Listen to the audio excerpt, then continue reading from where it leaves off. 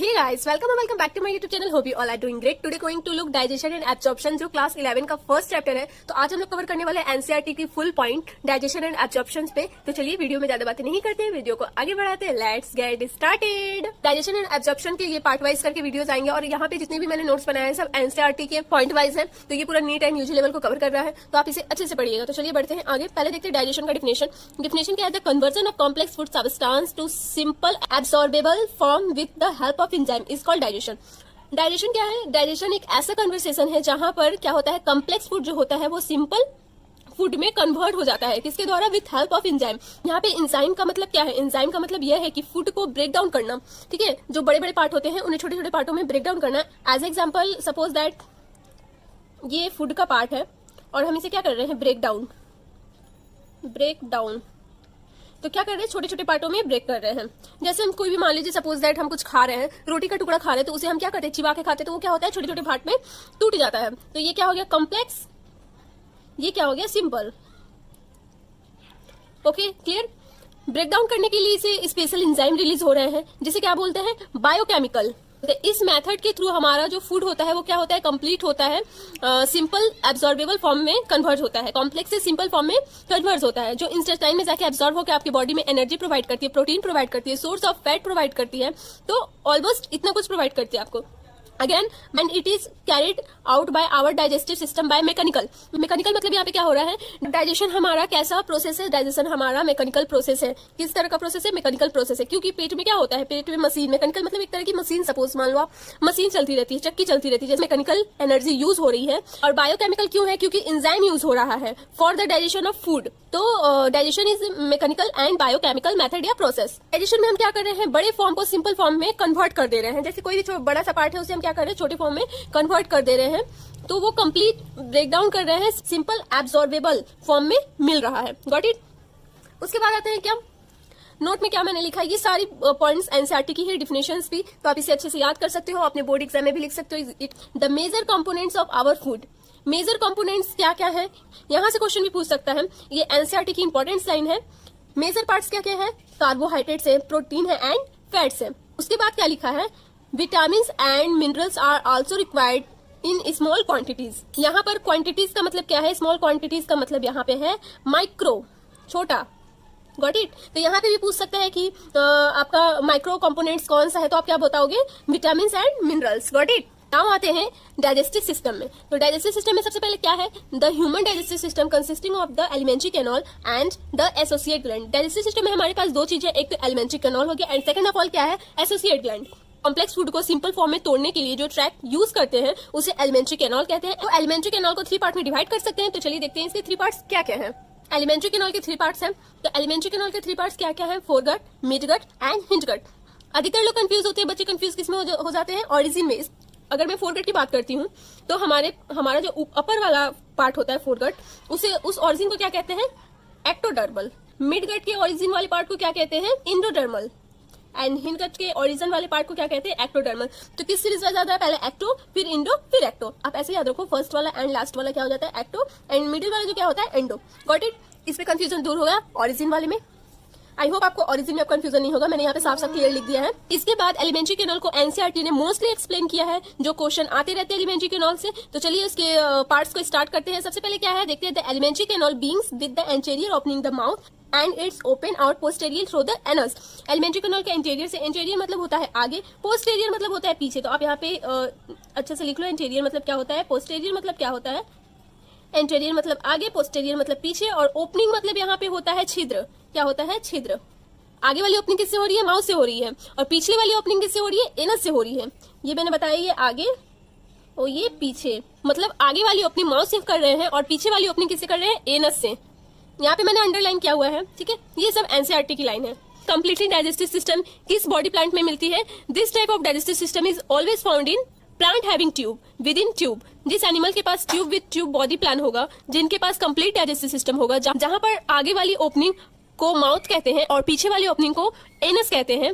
Next line क्या है? The mouth leads to the buccal cavity और ओरल कैविटी. माउथ के अंदर का जो पोर्शन है उसे बकल कैविटी या ओरल कैविटी भी कहते हैं. बकल कैविटी या ओरल कैविटी भी कहते हैं. तो इसका फ्लो चार्ट भी बनाया है मैंने। तो mouth is anterior opening and this opens into a cavity and this cavity is called buccal and oral cavity. Got it. Next line क्या है? The oral cavity has a number of teeth and a muscular tongue. Muscular tongue मतलब क्या है? यहाँ पर एक important question बन रहा है कि बोनलेस पार्ट कौन सा है। तो बोनलेस पार्ट कौन सा है? मस्कुलर टंग। टंग क्या है? बोनलेस पार्ट है। यहाँ पर कोई भी बोन नहीं होती है और यहाँ पे क्या होता है? टीथ प्रेजेंट रहता है। टीथ क्या होता है? प्रेजेंट रहता है। बकल कैविटी में दो चीजें ऐसी पढ़ने वाली हैं। सबसे पहला तो टीथ है एंड सेकंड ऑफ ऑल टंग है। टंग किससे बना हुआ है? मसल से। सबसे पहले हम बात करेंगे टीथ का, ठीक है। तो ह्यूमन में 3 तरह की टीथ होती हैं। तो 3 तरह की टीथ पढ़ने से पहले मैं यहाँ पे एक बहुत सुंदर सा स्ट्रक्चर बनाई हूँ। टीथ में क्या होता है? In adult organs are 16 teeth in each half of each upper and lower jaw. The total number of teeth in both the jaw in 32। Each tooth has 3 parts, root, neck and crown. Adults में क्या होते हैं? 16 teeth क्या होते हैं? ऊपर होते हैं। 16 टीथ क्या होते हैं? ऊपर होते हैं और 16 टीथ नीचे होते हैं। तो टोटल टीथ कितने हो जाते हैं? 32। ये 16, ये 16, ठीक है। और इसके कितने पार्ट्स होते हैं? 3 पार्ट्स होते हैं। 3 पार्ट्स में आप देख सकते हैं, यहाँ पे मैंने चित्र बनाया है। पहला पार्ट इसका होता है रूट। रूट मतलब ये क्या है? ये पार्ट जो इसका है ये होते हैं मसूड़ा। ये मसूड़ा वाला पार्ट है। नेक होता है इसका मिडिल वाला पार्ट जो बीच में रहता है, ये सेकंड है। एंड सबसे थर्ड है ये सबसे थर्ड, ये अपर वाला पार्ट है। मतलब ये सबसे पहला ये है, ठीक है। क्रॉन होता है जो द अपर पार्ट होता है, जो नेक होता है वो मिडिल पार्ट होता है, और जो रूट होता है वो क्या होता है? सॉकेट ऑफ जॉय में होता है। मतलब वो मसूड़े के जो अंदर होता है वो उसे रूट कहते हैं। जैसे पेड़ मिट्टी के अंदर होता है वैसे ही जो मसूड़े के अंदर ऐसे इम्बिडेड रहते हैं। सपोज दैट ये मसूड़ा है और इसमें दांत क्या है? इम्बिडेड है, सॉकेट ऑफ जॉय। समझ में आया? तो पढ़ते हैं types of teeth. Types of teeth in human में कितनी तरह की टीथ होती है? एनसीईआरटी ने 3 टीथ के बारे में बताया है। पहला है थेकोडेंट, दूसरा होता है डायोफाइडोंट एंड तीसरा होता है हेट्रोडोंट। तो पहले हम पढ़ेंगे थेकोडोंट।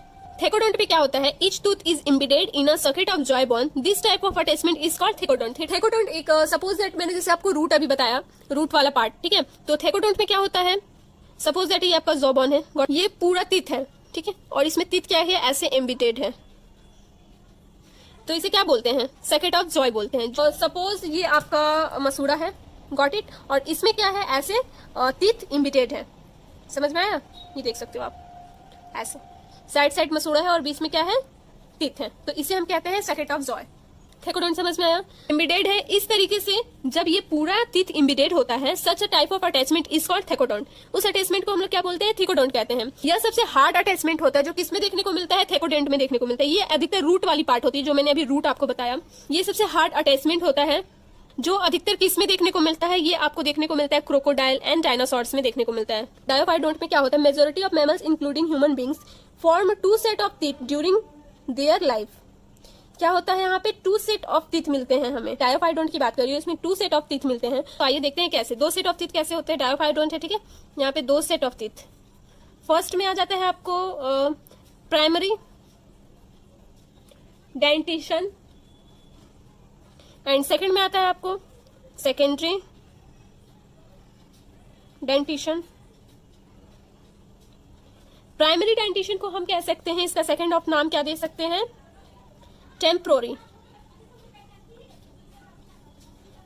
और इसका नाम एनसीईआरटी ने क्या दिया है? डेसिडुअस। और इसका क्या नाम दे सकते हैं? Milk teeth.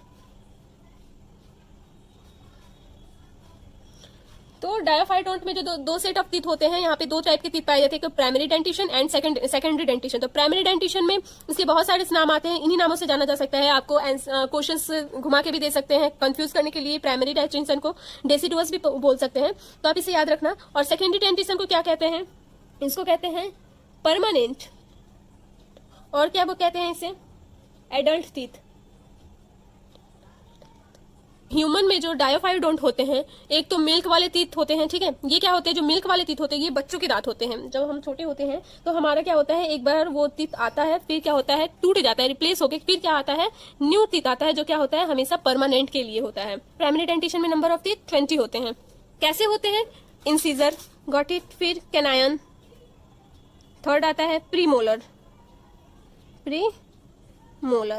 प्रीमोलर क्या होते हैं? यहाँ पे नहीं होते हैं। क्या होते हैं? एब्सेंट होते हैं।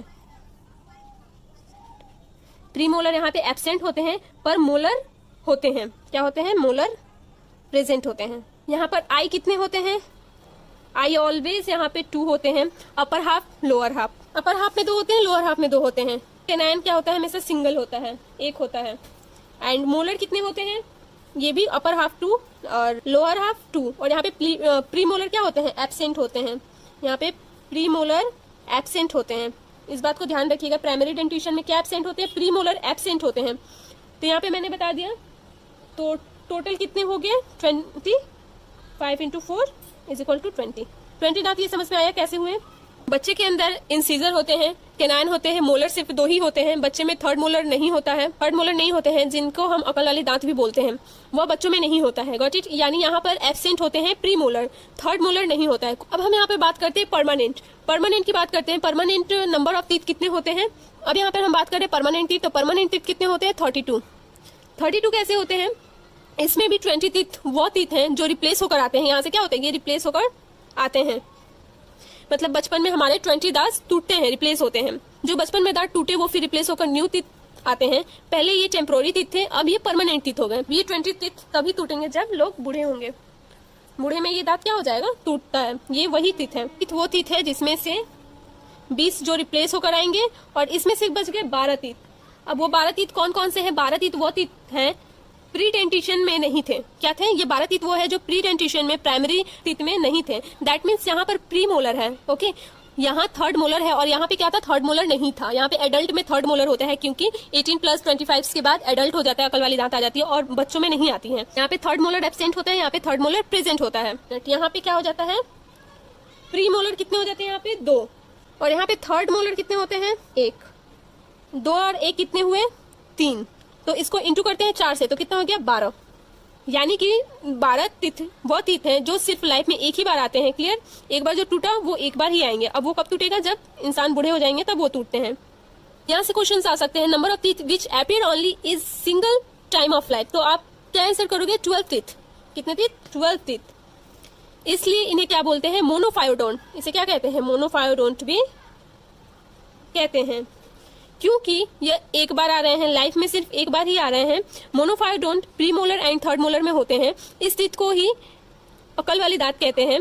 मोनोफायोडोंट में तो यहाँ पे क्या बताया गया है, the majority of mammals including human beings form 2 set of teeth. समझ में आया, 2 set of teeth, primary dentition and secondary dentition. During their life, a set of temporary milk and deciduous teeth replaced by a set of permanent teeth। क्या होता है, temporary milk दांत टूट के क्या आ जाते हैं, परमानेंट दांत आ जाते हैं। और adult teeth, this type of dentition is called diphyodont. ये इतना समझ में आया। तो बढ़ते हैं नेक्स्ट टॉपिक की ओर। हेटेरोडोंट की बात करूं तो एनसीईआरटी ने ह्यूमन के लिए एक वर्ड यूज किया है। आपके पास अलग अलग प्रकार के दांत होते हैं, इसलिए हेटेरोडोंट भी इसे कहते हैं। Got it. ये भी 4 टाइप्स के होते हैं। हेटेरोडोंट कितने टाइप्स के होते हैं, 4 टाइप्स के होते हैं। An adult human has 32 permanent teeth which are the 4 different types heterodont dentition, namely incisor, canine, premolars and molars. तो सबसे पहले हम क्या देखते हैं, इंसिजर। इंसिजर में क्या होता है, इंसिजर मतलब मैं रूट की बात कर रही हूँ। इंसिजर मतलब मैं रूट की बात कर रही हूँ। नंबर ऑफ रूट यहाँ पर 1 होगा। कितना होगा नंबर ऑफ रूट, 1। और कैनाइन की बात कर रही हूँ मैं, यहाँ पे रूट कितना होगा, यहाँ पे भी रूट हो जाएगा 1। यहाँ पे रूट हो जाएगा 1, अपर हो या लोअर हो, ठीक है। और यहाँ पे प्री मोलर क्या होंगे, प्री मोलर एंड मोलर के केस में चेंजेस देखने को मिलेगा। एंड मोलर, प्री मोलर में क्या होता है, यहाँ पे अपर जॉ, यहाँ पे लोअर जॉ। अपर जॉ में नंबर ऑफ रूट कितने पाए जाते हैं, 2 पाए जाते हैं। और लोअर जॉ में कितने होंगे, 1 होंगे। What it. मोलर के केस में क्या होता है, यहाँ पे 3 पाए जाते हैं अपर में। अपर जॉ में नंबर ऑफ रूट कितने पाए जाते हैं, 3 पाए जाते हैं। और लोअर में कितने पाए जाते हैं, 2 पाए जाते हैं। एनसीईआरटी ने एक ड्रॉ को फॉलो किया है, जो मैंने भी वो ड्रॉ को बनाया है। तो चलिए देखते हैं उस ड्रॉ को। ये रहा दांत का पिक, आप देखो। अकॉर्डिंग टू एनसीईआरटी 2 कॉपी हूबहू नहीं बना पाई हूँ, क्योंकि मेरा ड्रॉ बहुत ही गंदा है, तो आप लोग एडजस्ट कीजिएगा। इसमें बताओ, यहाँ पर आप दांत देख सकते हो, कौन सा कैनाइन है, कौन सा प्री मोलर है, कौन सा मोलर है, यहाँ पे सब मैंने डिस्क्राइब किया हुआ है। यहाँ पर नंबर ऑफ 1 का मतलब क्या है, नंबर ऑफ 1 का मतलब है ये इंसीजर को रिप्रेजेंट करता है। क्या करता है, ये नंबर ऑफ 1 का मतलब क्या है, ये इंसीजर को रिप्रेजेंट कर रहा है। यहाँ पे नंबर ऑफ 3 का मतलब क्या है, कैनाइन को रिप्रेजेंट कर रहा है। और 4 और 5 क्या है, यहाँ पे प्री मोलर को रिप्रेजेंट कर रहा है। 6, 7, 8 मोलर को रिप्रेजेंट कर रहा है। यहाँ पे देख सकते हो आप, प्री मोलर कौन सा है, 4 और 5। यहाँ पे आपको एक रूट दिख रही होगी, ये देखो, ये रूट है। ये सब क्या है, इसमें रूट है। और यहाँ पे क्या है, मोलर में 3 दिख रहा है। मोलर में कितने रूट दिख रहे हैं, 3 रूट दिख रहे हैं। ये तिथि समझ में आया आपको, ये सब सर्किट ऑफ जॉय है। तो बढ़ते हैं नेक्स्ट लाइन की ओर। नेक्स्ट क्या है, arrangement of teeth in each half of the upper and lower jaw in the order incisor, canyon, premolar, molar is represented by dental formula which is human is 2123 2123। कैसे होता है चलिए देखते हैं। अब हम इसे क्या करेंगे, कैलकुलेट करके देखेंगे कैसे होता है। ये कितने हो गए 2123, ऊपर में कितने हो गए टोटल 8 हो गए। इसे क्या करेंगे हम 2 से इंटू कर देंगे, 32 हो जाएंगे 32। किस में होते हैं, एडल्ट में होते हैं। ऊपर 16 नीचे 16, टोटल कितने हो जाएंगे 32, ऊपर में 16 नीचे 16। 32 दांत कब आते हैं, पूरे एडल्ट में आते हैं, आफ्टर 24 ईयर्स में आते हैं ये सब। Which is a very important for NEET exam. अब सबसे ज्यादा इंपॉर्टेंट आता है यहाँ पे, which is a very important for NEET exam, number of dental formula of child. यानी कि बच्चे में डेंटल फॉर्मूला क्या होते हैं, यहाँ पे इन सीजर होते हैं 2, कैनायन होते हैं 1, प्री मोलर क्या होते हैं, एब्सेंट होते हैं तो 0, एंड मोलर क्या होते हैं, यहाँ पे 2 होते हैं। तो फॉर्मूला क्या बनता है हमारा 2102 2102। तो टोटल ऊपर में कितने हो रहे हैं 5 और नीचे कितने हो रहे हैं 5। तो हम इसे 2 से इंटू करते हैं तो कितना हो जाएगा, ऊपर 10 नीचे 10, यानी बच्चे के पास सिर्फ 20 टीथ होते हैं, अपर 10 नीचे 10। टोटल कितने हो जाते हैं, total teeth in style 20, upper 10 lower 10। वहीं पर क्या होता है, dental formula of 18 years, number of, यहाँ पे क्या होता है, इंसिजर कितने होते हैं 2 होते हैं, कैनाइन कितने होते हैं 1 होते हैं, प्री मोलर यहाँ पे कितने होते हैं 2 होते हैं, एंड मोलर कितने होते हैं अगेन 2 होते हैं। तो यहाँ पे कितना हो गया, इसका फॉर्मूला क्या बनता है 2122 इज इक्वल टू, इधर पे कितना हो जाएगा 7, इसे 2 से इंटू कर देंगे, कितना हो जाएगा 14 टीथ यहाँ पे कवर हो रहे हैं। यहाँ पर कैलकुलेट करेंगे 14 ऊपर 14 नीचे, यहाँ पे कैलकुलेट करेंगे। विजडम टीथ टोटल होते हैं 4, विजडम टीथ यहाँ पे कितने होते हैं 4, विजडम कितने हो गए 4 हो गए, विजडम टीथ 4 हो गए। ऊपर में 2 होते हैं और नीचे में 2 होते हैं, अपर एंड लोअर। नाउ अब आते हैं dental formula of, number of dental formula 25 years. 25 years में क्या होता है, यहाँ पर डेंटल फॉर्मूला 2123 एनसीईआरटी ने बताया है, कितना हो जाएगा 32। Number total number of teeth कितना हो गया 32। तो 32 एंड 28 में 4 दांत ऐसे होते हैं जो 25 प्लस एजेस में आते हैं, जिसे अकल वाली दांत एडल्ट टीथ भी कहते हैं। 18 से जो 15 इयर्स के बीच में आएगा उसे हम विजडम टीथ कहते हैं। मोनोफायोडोंट फॉर ह्यूमन में क्या होता है, ह्यूमन में क्या होता है, ऐसे कितने दांत हैं जो जिंदगी में बस एक बार ही आते हैं, प्रीमोलर जिंदगी में बस एक बार ही आता है, गॉट इट। तो यहाँ पे इसके फॉर्मूला क्या हो जाएंगे, मोनोफाइड फॉर्मूला फॉर ह्यूमन, ऐसे दांत जो जिंदगी में केवल एक बार ही आते हैं। तो याद रखना कौन से दांत जिंदगी में बस एक बार आते हैं, तो मोनोफायोडोंट जिंदगी में एक बार ही आते हैं। आई होप आपको इतना समझ में आया होगा। आज के लिए इतना ही। नेक्स्ट वीडियो में मैं टंग के बारे में डिस्कस करूंगी एंड अदर जो टॉपिक बचे हुए वो डिस्कस करूंगी।